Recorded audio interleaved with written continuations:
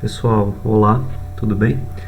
Espero que vocês estejam bem. Estamos iniciando mais uma aula de resistência dos materiais do módulo 1 e nós resolveremos hoje mais um exercício. Então, o entendimento dessa etapa de decomposição de forças ela é fundamental para a continuidade dos nossos tópicos na disciplina, tá? Então, por isso é importante que a gente resolva vários exercícios com esse conteúdo.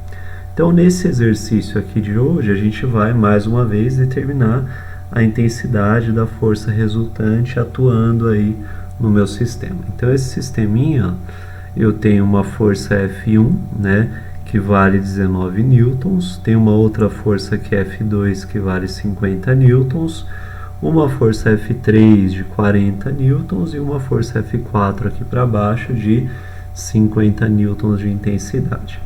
Tem os ângulos também, né? Então, ó, F1 está exatamente em cima do eixo x positivo, F2 forma 45 graus com x positivo, F3 forma 53 graus com y positivo e F4 forma 70 graus com x negativo. A primeira coisa que a gente vai fazer é o diagrama de corpo livre, né? Então, vou representar aqui as minhas forças, ó.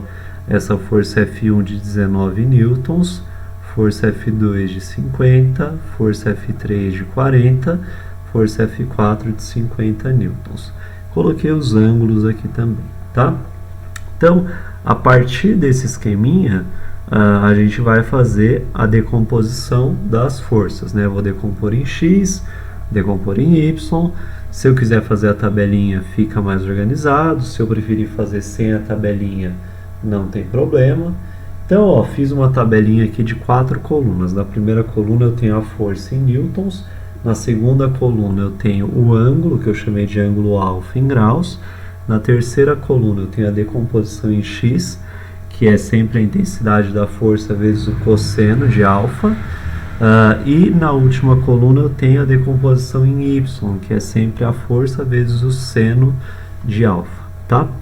Então, a primeira força que eu marquei aqui foi a de 19 newtons.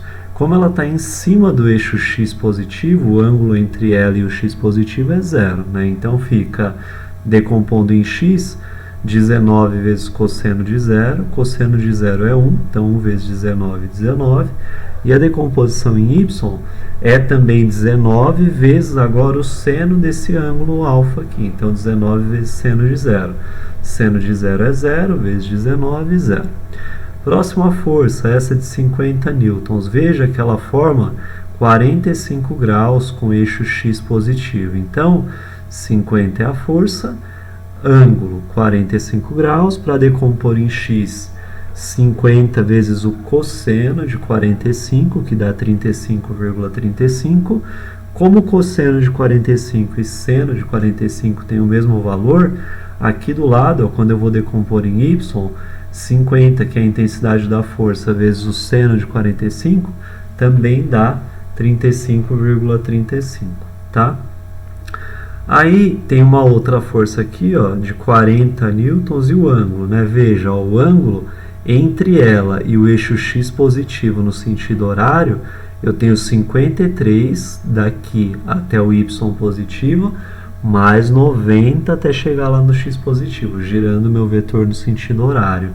Então, eu tenho 53 mais 90, que dá 143. Então, fica 40 vezes o cosseno de 143 na decomposição em x, que dá menos 31,94. E para decompor em y, eu faço 40, só que agora vezes o seno desse 143, que dá 24,07, tá? A última força, essa de 50 que está aqui para baixo, veja que ela forma 70, ó, com x negativo, então eu vou somar 70 até aqui, mais 90 até aqui, mais 90 até ali. Somando, dá 250 graus. Então, vai ficar 50, que é a intensidade da força, vezes o cosseno de 250, quando eu vou decompor em x. Então, lembra que decomposição em x é sempre a intensidade da força vezes o cosseno do ângulo, tá? Do ângulo formado entre o eixo, aliás, entre a força e o eixo x positivo, tá? Então fica 50 vezes o cosseno de 250, que dá menos 17,1. E para decompor em y, eu faço de novo a intensidade da força, só que agora vezes o seno do ângulo. Então, 50 vezes seno de 250, que dá menos 46,98, tá? E aí, aqui na última linha, ó, eu vou fazer a soma de todas as forças em x. Então, eu vou fazer 19 mais 35,35, menos 31,94, menos 17,1, que dá 5,31 newtons. É um vetor em cima do eixo x, soma de forças em x. Aqui eu vou somar também para ter a soma de forças em y. Então 0 mais 35,35 mais 24,07 menos 46,98 dá 12,44 newtons, que vai ser um vetor em cima do eixo y.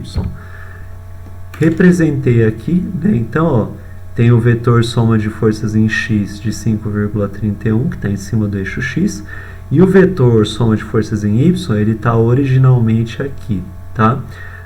Só que aí eu já desloquei ele lá para frente, para quê?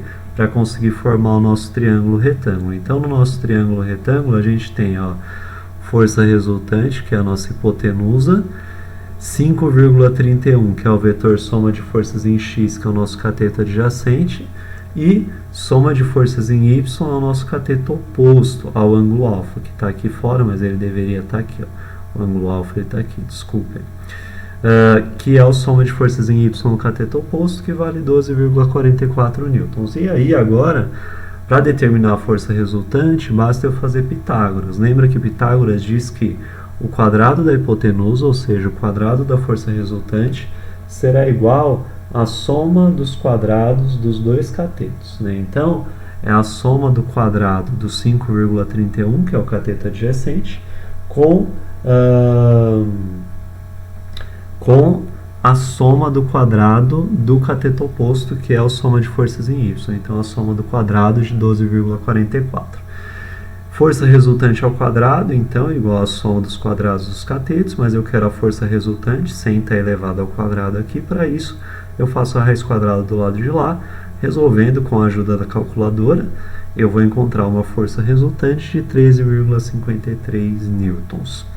Tudo bem, gente? Espero que sim. Vou deixar um exercício para entrega através do Moodle e até a nossa próxima aula. Muito obrigado.